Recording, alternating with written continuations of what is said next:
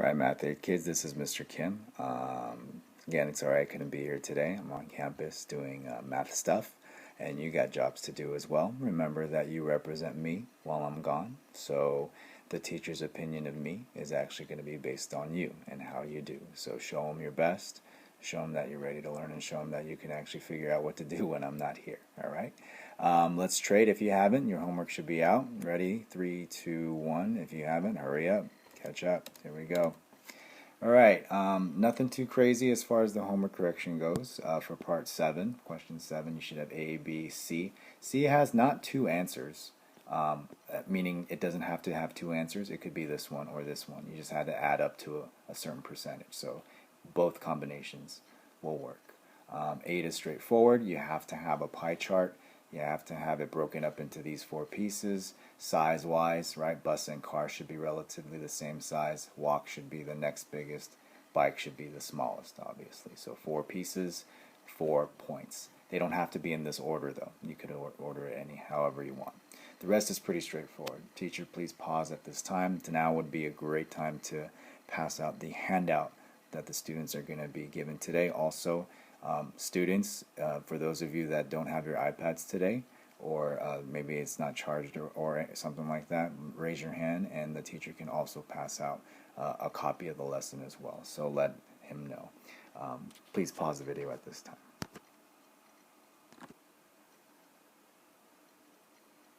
All right, here we go, kids. We're done. So let's get rid of the homework. You have the handout in front of you. The handout looks like this. It's actually not something that came with the lesson. I created it for the sake of time. So I made it so that you wouldn't have to create this on your own. Today's lesson is about scatter plots. I'm going to teach you about them real quick, then I'm going to start the lesson with you, and then you guys are going to finish the lesson by yourself. But pretty much we're going to be graphing. But we're not going to be graphing like y equals mx plus b style stuff just yet. We're just going to create a scatter plot. If you don't know what a scatter plot is, we did it at the beginning of the year when we had that Montezuma's Revenge problem, which was a roller coaster, and people who are wondering when they go through the tunnel, will their hands get chopped off because you're taller or you're shorter or whatever. And so you guys sat on the ground. We measured your arm height when you were sitting. That might ring a bell. But this right here is an example of a scatter plot. Points are scattered, right?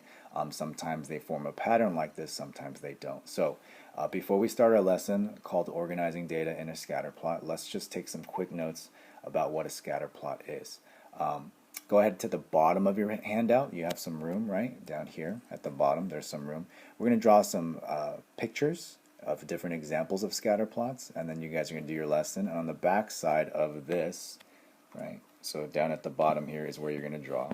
At the back side of this, there's graph paper as well. So the graph paper, you can answer questions, and you can use that for homework because you're going to need to create a scatter plot for homework. I can guarantee you that. All right, so what I'm going to show you is actually coming from the lesson. Let me actually preview it here. So what I'd like you to do is actually draw these 4 examples on that section of your handout where I told you to at the bottom.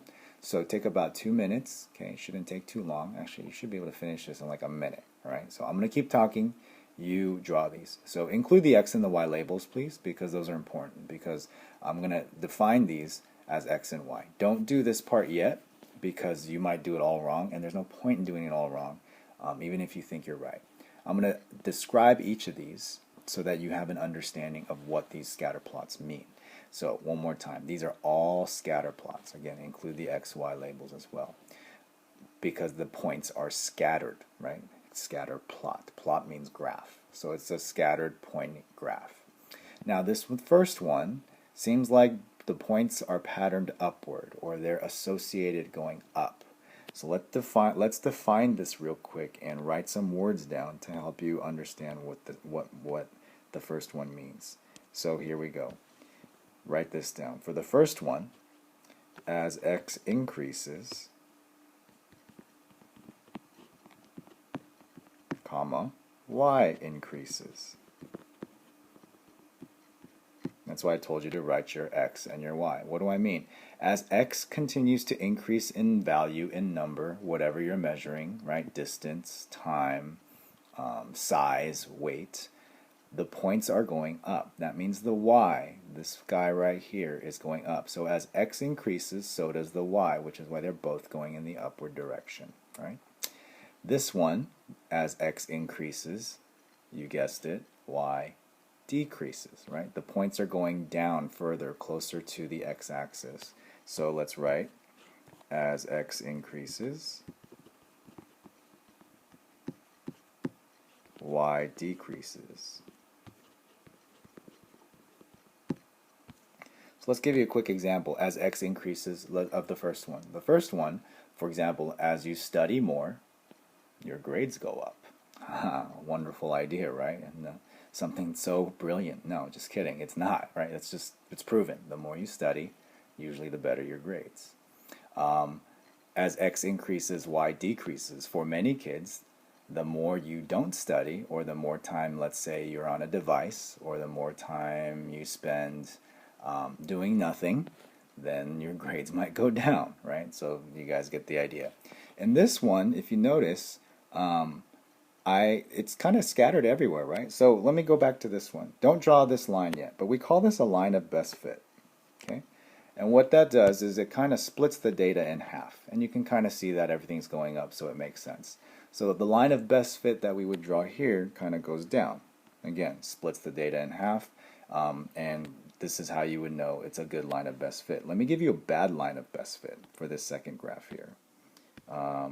Let's do it in blue, different color. A bad line of best fit would be this. Mr. Kim, I split the data in half. It's in half. Yeah, but you didn't follow the pattern, right? The pattern's going down, so the line of best fit has to go down. So this would be a good one. This would be a horrible one. But how do I know this happens? Because I've seen it. Students have given this to me, because all you might remember is splitting the data in half. That's not the point. You got to split it in the right direction. Okay, so that would be a bad one. Much better. So then students come to this one right here, and they're like, what does this mean? Well, let me show you what it means. Some of you might see it as split the data this way. Mr. Kim, it's in half. You're right, it is in half. Let me split it another way. This way. Mr. Kim, it's in half. You're right, it is in half. And lastly, something like this. Mr. Kim, it's in half. You're right, it's in half. Or one of these. Mr. Kim, it's in half. You're right. I just showed you 4 different examples of how students could possibly see this. I just showed you 4 examples of how students can possibly see this, which means this actually doesn't have a good pattern because they're so randomly scattered. This is called a random scatter, like it's just everywhere. So how would we write this as a sentence? We would write, as x increases, oops, I forgot the letter x, right? As x increases, I'm going to use the arrow now because I'm running out of space. Y is everywhere. I'm not making this up. That's true, right? As x increases, you got points everywhere, right? Even as this goes up, you got points on the bottom, above that, above that. You got points going above, middle, below, right? So as x increases, y is everywhere. It literally is, there's a random scatter. There's no pattern. So you're not going to draw a line of best fit here. Now let's go to the last one. Some of you might have thought, okay, let's do this. Let's draw a line of best fit this way. And you're actually kind of right. Like, that's the way to draw it. It would be horizontal. So let's summarize this then. As x increases, right? As x continues to go up, as x goes up, what's happening to our y values? Notice the y values. Y values are your up and down. Are we moving up and down very much, or are we pretty much along this line? That means we're not increasing. That means we're not decreasing. As x increases, I forgot x, didn't I? X increases, y is not changing.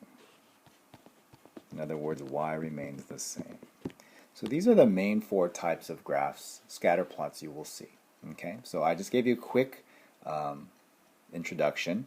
Again, don't do these yet because you're going to do this with your group. Trust me, you're going to want to do this with your group because you're going to get it right, or you're going to have more chance of getting it right if you do it with your group. This is going to go away. Now we're going to go into the actual problems, and then I'm going to get you guys a head start. 3, 2, 1, here we go. By the way, you're going to need some rulers, because you're going to draw a line of best fit on the big graph in the front of your handout. So now would be a good time to go grab some rulers. Teacher, please pause as students go grab the rulers, and let's play the video once they're all done. All right, hopefully you've gotten your rulers. Let me get out of here. So again, you're now on the front side. This right here is what you're looking at, okay? This handout, okay? You can actually, you're probably going to have to turn it to the back side to do some work because you probably wrote all your graphs down here. So stay on the back. I'm going to put the iPad, on your iPad, follow along. If you don't have your iPad, make sure you grab a paper copy. The teacher can give it to you. It's not a big deal. Let's go to the first problem, number 13. So I gave you a big introduction, but it was important. The rest of this is going to go quickly, okay? How much is that car? So Nate and Rick were discussing cars again. Nate claimed that cars with lower odometer readings. What is an odometer reading? Odometer readings are pretty much what the mileage of the car, how far the car has gone in its lifetime. So lower means it hasn't been driven that much. Higher means it's been driven a lot. Makes sense. So Nate claimed that cars with lower odometer readings were more expensive than cars with higher odometer readings. His evidence was that his car with 23,000 miles was worth more than Rick's car with 31. So he's saying because it's been driven less, it's worth more than Rick's, which has been driven more. To investigate Nate's claim, the boys collected data from several car advertisements and found the information in the table at the right. So here's the table. Notice how this has 23,031 here, but over here we don't have the thousands. We don't have those 3 zeros at the end. And why is that? Because we kind of abbreviated them. We got rid of them by including the words in the title. So odometer reading, thousands of miles, price, thousands of dollars. In other words, because we said thousands up here, we don't have to write 3 zeros at the end of every one of these, which makes graphing easier, which makes reading a table a lot easier. So let's answer this question. Does the information in the table support Nate's claim? That is, do you believe that Nate's claim that cars with lower odometer readings cost more money? Please give a yes or no answer and why. Teacher, please pause while the students answer, and when they're done, please play the video one more time. All right. So hopefully you said that. Actually, I'm not going to tell you. Whatever your answer was is whatever your answer was. It wasn't a right question. It's what you believe. So let's look at 14. Melissa looked at the data from the previous problem and said, I need to be able to see the data as a picture. Makes sense, right? A lot of us need to see a picture. I can't tell if there's a relationship from the lists of numbers.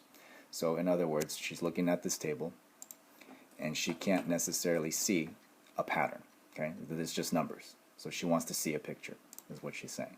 So what did she do? She created a box plot. This is from last year. Her box plots for odometer readings are here, right? Look at the title. Her prices are here. Do these pictures help you decide if Nate is correct? Why or why not? This one, go ahead and discuss with your group and come up with an answer. Teacher, please pause while the kids discuss and write their answers. Ready, kids, go.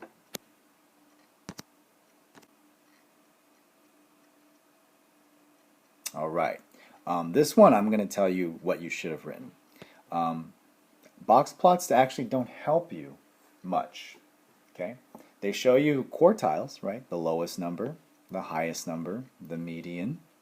But they don't tell you, like these are separate, right? We don't know which car has which price. We don't. Just because the odometer reading is the lowest, right, doesn't mean the price is the lowest. Like, there's no way to compare them. They are two completely different box plots. So therefore, even though this is a picture, it's not useful. We're not comparing the same two things at the same time. We just created a box plot with miles, and we created a box plot out of money. But we didn't actually do anything to compare the two.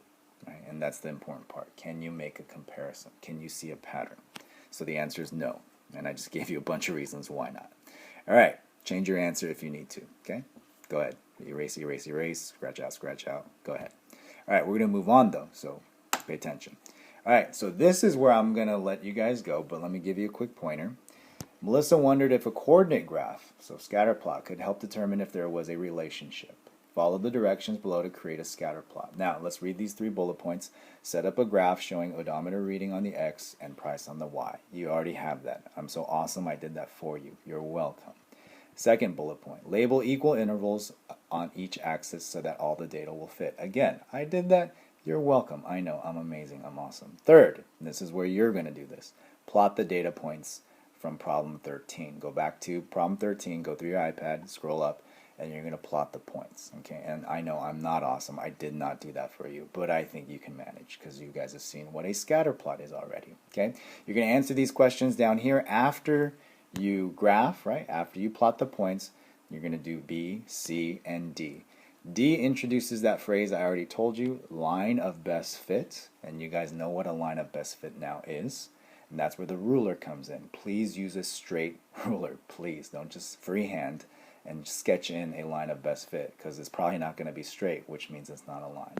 Anyway, answer the questions below, follow the directions, it just tells you what to do. Then you're going to get to the last problem, which is are those 4 graphs that I already kind of talked about. Again, these bullet points to tell you what to do, and there's 4 problems here at the bottom. All right, you should be good to go. Teacher, as students work, now would be a good time to go ahead and stamp the homework that the students graded, as shown on the assignment sheet example that I provided. Students, do your job. Make sure you do the best that you can, because this is a very important lesson. I know I'm not here, and I know I usually don't take this long of a time on a video to explain stuff, but that's how important this lesson is, because I need you guys to be able to do scatter plots in a line of best fit and understand the whole as x increases y ... right, that part. So tomorrow we're going to pick right up from this lesson, and we're just going to go, and so hopefully it makes a lot more sense. And if you have any questions, remember this video is going to be on my haiku page. I'm just going to create a YouTube video out of the same exact video. If you have a friend that was absent, tell them to go to haiku and watch this video. All right, so good luck. When you're done with classwork, raise your hand, get that stamped, and then start your homework. All right, good luck. We'll see you tomorrow. Have a great day.